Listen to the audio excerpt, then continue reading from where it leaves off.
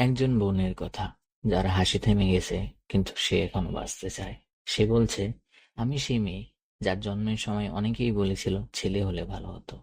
আমি সেই মেয়ে যার জন্য বাবা সঞ্চয় করেছিলেন বিয়ের খরচ, যৌতুকের টাকা, কিন্তু পড়াশোনার খরচে সন্দেহ করেছিলেন।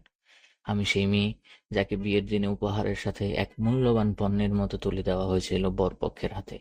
আমি সেই মেয়ে যে সারাদিন সবার খেয়াল রাখে, অথচ ছোট ছোট ভুলেই অপমানের শিকার। আমি সেই মেয়ে যে রাতে চুপচাপ কাঁদে, কারণ সকাল হতেই আবার হাসি মুখে উঠতে হবে। আমি সেই মেয়ে যার হাসি এখন নিজস্ব নয়, শুধু ভদ্রতার মুখোশ। কিন্তু আমি আর চুপ থাকতে চাই না। আমি কোনো দামি পণ্য নই, আমি একজন মানুষ। আমি একজন কন্যা, একজন স্ত্রী, একজন বোন, একজন স্বপ্নবাজ মানুষ। আমিও চাই হাসতে, আর একবার মুক্তভাবে, বুক ভরে।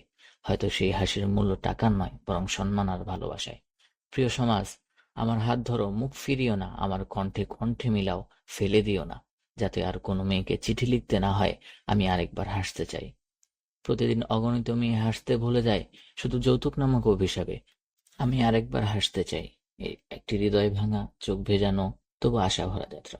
এই বই শুধু মেয়েদের জন্য নয়, এটা বাবার জন্য, ছেলের জন্য, স্বামীর জন্য, এটা আমাদের সবার জন্য। যারা ভাঙতে চায় না, ভালোবাসায় গড়তে চায়, তাদের জন্যই এই বই।